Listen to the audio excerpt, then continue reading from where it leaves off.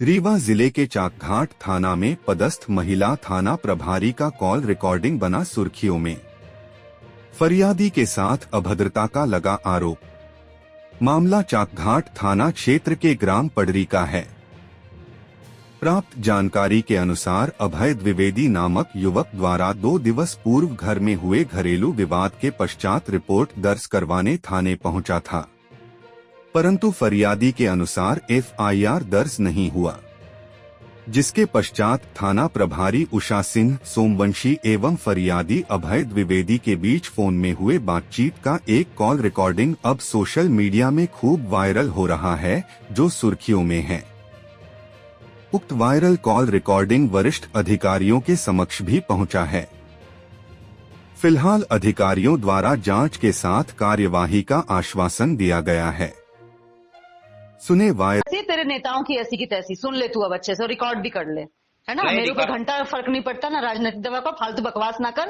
तेरे बाप ने तुझे एक जूता मारा होगा, तू आएगा मेरे सामने 2 जूते मैं मारूंगी तुझे। ठीक है, रिकॉर्डिंग आपका? मेरा अभय द्विवेदी नाम है। ग्राम पडरी मेरा घर है और तहसील तेउथर लगता है, थाना चाकघाट लगता है। चाकघाट थाने में थाना प्रभारी का एक ऑडियो वायरल हो रहा है जी। उस ऑडियो से आपकी क्या कनेक्टिविटी, किस प्रकरण को लेकर आप थाने में गए थे और किस प्रकार से मामला ये आगे बढ़ता गया, क्या है पूरा मामला? एक्चुअली क्या है कि विगत 3 दिन पहले मेरे घर का पारिवारिक कुछ प्रकरण था, जिसमें मेरे छोटे चाचा द्वारा मेरे साथ मारपीट की गई थी, जिसकी कंप्लेन करने में थाना चाकघाट गया हुआ था। रात के तकरीबन 12 बजे मैं गया हूँ, 2 बजे तक वहाँ बैठा था। मेरी वहाँ कंप्लेन नहीं लिखी गई। नॉर्मल NCR जो थाने के संज्ञान में थाने परिक्षेत्र के अंदर ही सीमित होती है, ऐसा बना के और मुझे वहाँ से भेज दिया गया। और मेरा मेडिकल भी आधा अधूरा कराया गया, कोई भी प्रक्रिया संपूर्ण नहीं की गई। उसके बाद मैं काफ़ी चोटिल था, मुझे तकलीफ थी क्योंकि मुझे चोट लगी थी, काफ़ी लोगों द्वारा 5 से 6 लोगों द्वारा मारा गया था मुझे। उसके बाद मैं जब दोबारा दूसरे दिन अपनी पत्नी बच्चों के साथ भी थाने गया मैडम के पास, तो मैडम ने मेरी कोई सुनवाई नहीं की। उसके बाद तीसरे दिन फिर मैं थाने गया अपनी रिपोर्ट करने के लिए, तो मैडम ने मुझे वहाँ से कुछ पहले तो पुलिस अधिकारी के छोटे अधिकारी जैसे कि कांस्टेबल और प्रधान आरक्षक थे, उन्होंने डांट डपट के मुझे वहाँ से हटा दिया। मेरी कोई कंप्लेन नहीं लिखी गई, जबकि FIR करना मेरा अधिकार था क्योंकि मेरे साथ मारपीट की गई थी, अभद्रता की गई थी। उसी दिन शाम को, कल की दिन पे शाम को तकरीबन 4 बजे मैडम का मेरे को फ़ोन आया, तो मुझसे अभद्र तरीके से बात करने लगी। जब मैंने बोला कि मैम मेरी क्या गलती है, मैं तो अपनी कंप्लेन करने आया था क्योंकि मैं तो फरियादी था। आपने मुझे मारपीट की अवस्था में फटे कपड़े पहन के आप सामने देखिए, मुझे मारा है लोगों ने, आप थाने लेकर आए, मेरी FIR लिखें, आगे की जो संज्ञान में छानबीन आप करेंगे वो बात की बात है। तो मैडम ने मुझे बोला कि मैं तेरी कोई कंप्लेन नहीं लिखूंगी, FIR नहीं लिखूंगी, सीधे ऐसे ही शब्दों में बोला, जिसका वीडियो मैंने वायरल किया है। जैसे ही बात अधूरी हो चुकी थी तब मैंने रिकॉर्डिंग ऑन की, उसी समय कुछ उनका रिकॉर्ड कर पाया मैं। तो उन्होंने बोला कि तू रिकॉर्डिंग करनी है तो रिकॉर्ड कर ले, मैं किसी नेता से नहीं डरती, तेरे नेताओं की ऐसी की तैसी, और तू अगर थाने आए तो तुझे जूते से मारूंगी, और तू मर भी जाएगा तो तेरी कंप्लेन नहीं लिखूंगी। और दूसरी ओर मेरे चाचा और पिता द्वारा मुझ पर आरोप लगाया जा रहा है जैसा कि मैं नशे करता हूं, नशे के कारण मैं युद्ध कर रहा हूं। तो यही कारण वो हमेशा देते रहे, क्योंकि मेरे चाचा के प्रति कहीं न कहीं भातृत्व ज़्यादा है मेरे पिताजी का, और इस लगाव के चलते पिताजी उनके साथ खड़े हैं। और मेरे पिता से स्पेशली कोई विरोध नहीं है, मेरे चाचा से, क्योंकि उन्हें कोई अधिकार नहीं है मुझे मारने का। और ग्रुप में उनके बच्चे और उनके भाई सब मिलकर ये कर रहे हैं, जो बिल्कुल निंदनीय है। और साथ ही जो पुलिस भी यह कार्य कर रही है, जो अभद्र भाषा का प्रयोग कर रही है, गाली दे रही है, ये सारी चीज़ें ये दुर्भाग्यपूर्ण है। मैं दरख्वास्त करता हूं इनके ऊपर बैठे हुए आला अधिकारियों से कि ऐसे अधिकारियों के खिलाफ सख्त कार्रवाई की जाए। धन्यवाद। अभी आप वर्तमान में किसी वरिष्ठ अधिकारियों से के समक्ष पहुंचे कि नहीं पहुंचे? जी, मैं आज कल की डेट में भी पहले गया था SDOP साहब के पास में। सर ने इस मामले को संज्ञान में लिया। SP विवेक जी को भी मैंने कॉल किया था, उन्होंने इस रिकॉर्डिंग को सुना, और उन्हीं सर ने SP साहब ने बोला कि आप उदित मिश्रा जी के पास, जो कि वर्तमान में तेउथर में पदस्थ हैं SDOP साहब, उनके पास जाएं और लिखित कंप्लेन दें। तो आज मैं वहां गया था, मैंने लिखित कंप्लेन भी दर्ज की है, और सर को ये सारी चीज़ें संज्ञान में उनके दी है और सारी चीज़ें बताई हैं, और आवेदन भी करके आया हूं। तो वो अपने हिसाब से अभी उचित कार्रवाई की जाएगी इस पर। मेरा नाम कामता प्रसाद द्विवेदी है। कहाँ के रहने वाले हैं? मैं पडरी गांव है मेरा, थाना चाकघाट पड़ता है, तहसील तेउथर, जिला रीवा, मध्य प्रदेश। अभय और रोहन आपके कौन हैं? मेरे लड़के हैं, बच्चे। अभी थाना चाकघाट में किन बातों को लेकर उनके द्वारा अपनी कार्रवाई को लेकर आवेदन दिया जा रहा है? क्या प्रकरण क्या है, किस बात को लेकर थाना प्रभारी चाकघाट और उनके बीच का एक ऑडियो जो वायरल हो रहा है, क्या सच्चाई है उसके बीच? सच्चाई ये है कि वो आए दिन नशा करते हैं गांजा और दारू का, और उसी बीच मेरे से अनाप शनाप पैसा मांगेंगे, नहीं मिलेगा तो फिर आपस में भाई भाई लड़ाई किए हैं। उस दिन लड़ाई मारपीट किए हैं, लपटे थे, दोनों को मैं छुड़ाया हूँ। तो उसके बीच बचाव में जो है हम लोगों को भी अपशब्दों का प्रयोग किए हैं, और उल्टा जो है हम लोगों के हमारे घर परिवार, हम अकेला पड़ जाता हूँ तो मैं नहीं उनको संभाल पाता हूँ, तो यदि मेरा भाई परिवार भी सपोर्ट करता है तो उनको भी फंसाने के लिए यहाँ रिपोर्ट करते हैं, जो कि हमारे घर परिवार सभी निर्दोष हैं। सारी गलतियाँ इनकी है। ये नशा और गंदी आदतों में ये बहुत परिपक्व हो चुके हैं, इतना आगे निकल चुके हैं कि अब इनको पीछे आना बहुत मुश्किल है। अब मेरे ऊपर मेरे औलाद हैं, मैं इनको झेल रहा हूँ, मेरी यही विडम्बना है। कहाँ पर आप पदस्थ हैं और क्या किस विभाग में हैं? मैं पुलिस विभाग में हूँ, छत्तीसगढ़ कवर्धा जिले में पदस्थ हूँ।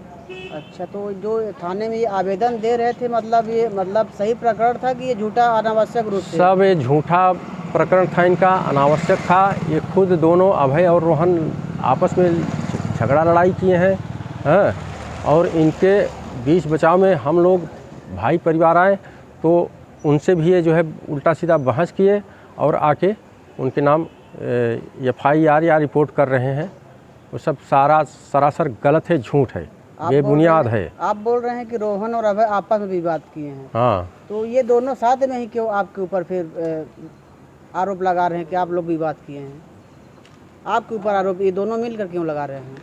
नहीं, ये इनका मिल जाते हैं, जब अकेले हो जाते हैं, हाँ, तो सपोर्ट के लिए आपस में मिल जाते हैं, मिल गए हैं। झगड़ा लड़ाई के जब जान गए कि नहीं अब कोई अगली और कुछ न हो कार्रवाई, तो ये आपस में दोनों फिर मिल जाते हैं। अभी तो पत्नी को भी मिला लेंगे।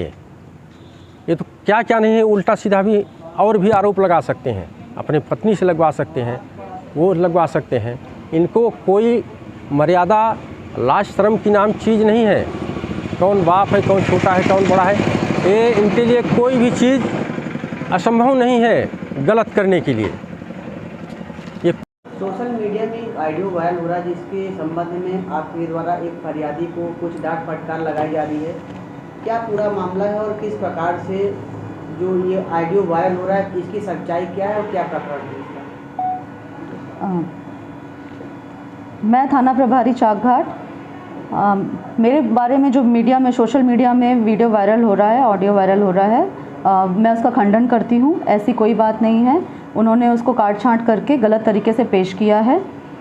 इसमें मामला ये है कि ग्राम ग्राम पडरी का अभय द्विवेदी अपने पिताजी के खिलाफ दिनांक 8/5/24 को रात में आए थे थाने पर कि उनके पिताजी ने उनके साथ मारपीट की है। उसकी FIR करने आए थे, लेकिन मारपीट इतनी कोई ज़्यादा नहीं थी और मुंशी जी द्वारा NCR काट के उनको दे दी गई थी। 155 CRPC के तहत उनको रिपोर्ट दे दी गई थी। और आपस में जब पता किया गांव में, दोनों भाइयों का आपस में कूलर में पानी डालने के विवाद के ऊपर से इनका विवाद हुआ था। इनके पिताजी प्रधान आरक्षक 455 कामता प्रसाद 7वीं बटालियन छत्तीसगढ़ कवर्धा में नक्सलाइट एरिया में पदस्थ हैं और बहुत ही तनावपूर्ण स्थितियों में वहाँ पे ड्यूटी करते हैं। इनके दोनों बेटे अभय द्विवेदी और रोहन द्विवेदी अक्सर ज़मीन जायदाद को लेकर लड़ाई झगड़ा करते रहते हैं और इनके ऊपर ज़मीन जायदाद अपने नाम करने के लिए प्रेशर डालते हैं, जिसकी वजह से इनके तनाव उत्पन्न होता है। इनके पिताजी सिर्फ 3 दिन की छुट्टी के लिए आए थे और वो ज़मीन अपने नाम कराने के लिए इनसे विवाद कर रहे थे और ये बेटे ही गलत हैं और अपने पिताजी के खिलाफ झूठी रिपोर्ट करने के लिए आए थे। IPC की धारा के तहत इतनी ज़्यादा कोई मारपीट नहीं हुई थी और कि जिसमें FIR दी जाए, और ये मेरे ऊपर इल्ज़ाम लगा रहे थे कि आप मेरी FIR राजनीतिक दबाव के चलते नहीं कर रही हैं, जिस वजह से ये मुझसे अनावश्यक विवाद कर रहे थे। मेरे थाने के बाहर खड़े होकर ये वीडियो बना रहे थे ताकि झूठी कहानी कर सकें और वायरल कर सकें। हम यहाँ पे निष्पक्ष कार्रवाई करते हैं। जो भी IPC CRPC के तहत जो भी घटना होती है, मुकदमा यहाँ पे जो भी कायम किया जाता है वो पूरी कानूनी प्रक्रिया के तहत ही किया जाता है और किसी तरह का कोई भेदभाव या किसी भी तरह का राजनीतिक दबाव में काम नहीं किया जाता। तो क्या उनके पिताजी के द्वारा भी कोई आवेदन आपके समक्ष प्रस्तुत किया गया है?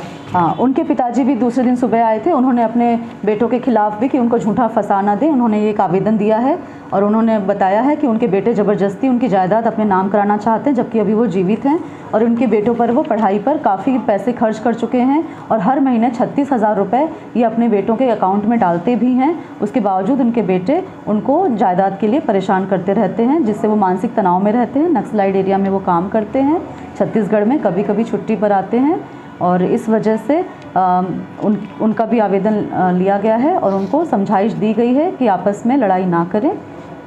पुलिस की इसमें कोई भी भूमिका नहीं है। अनावश्यक अभय द्विवेदी पुलिस पे झूठा इल्ज़ाम लगाकर और अनावश्यक ही इसको मुद्दा बना रहे हैं।